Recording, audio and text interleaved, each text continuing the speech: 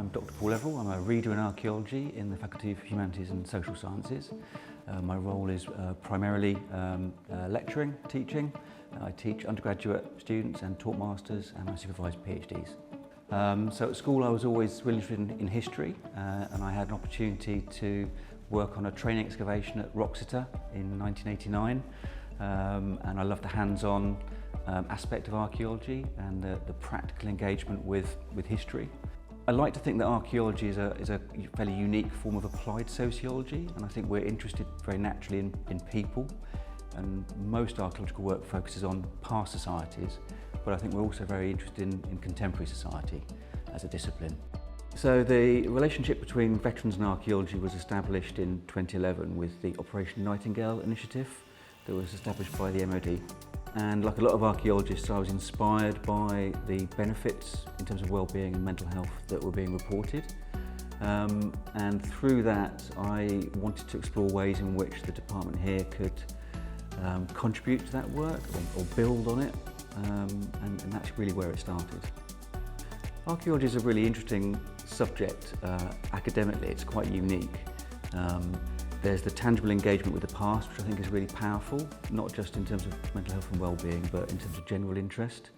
The opportunity to handle an object that's been dropped or lost or broken maybe thousands of years ago, and that relationship with people of the past I think is really quite powerful, potentially therapeutically. But there's also the working outdoors is a really positive aspect anyway. The camaraderie that you naturally get in a team-based working environment I think is really powerful and positive as well. So there's lots of magic ingredients that make archaeology really quite powerful. I'm Dr. Karen Bunnell. I'm an Associate Professor of Applied Psychology at Southampton University. Over sort of the past decade or so, archaeology had been used as a vehicle to support veteran mental health and well-being. But at the time, there wasn't really anyone in the sort of the psychology, mental health space to be guiding and supporting the work that was being conducted. And so I was invited by Dr. Paul Everall of University of Winchester to provide that expertise. In terms of the veteran studentships, that emerged out of conversations that I was having with Richard Osgood at the MOD and Giles Woodhouse, who was then at Help for Heroes. And we were trying to find ways in which we could support the Operation Nightingale initiative academically.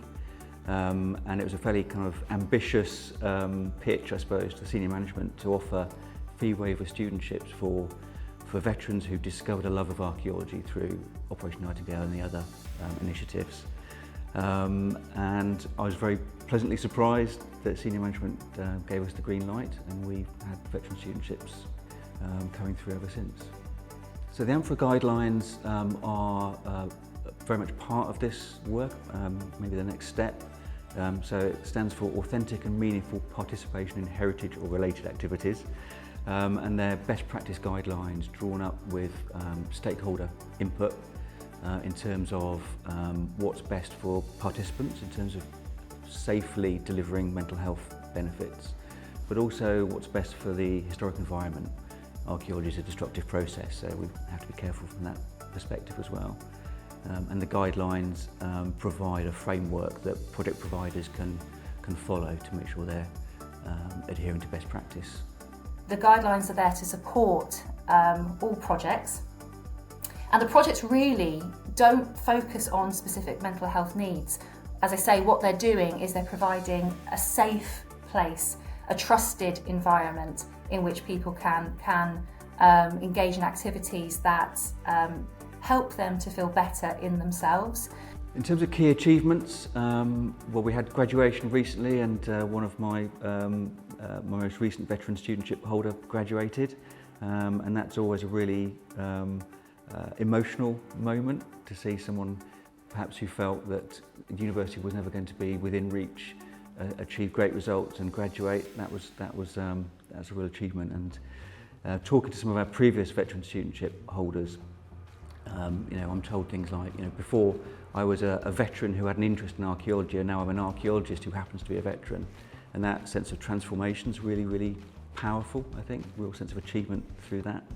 a number of our studentship holders who have graduated are now working in archaeology and loving their new career, which is wonderful.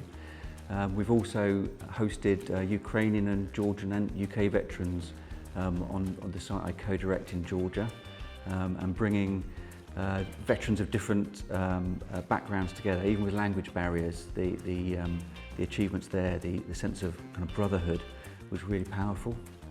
In terms of the future, I very much hope that the university will be able to continue supporting the studentships. I think they've demonstrated how powerful and effective they are.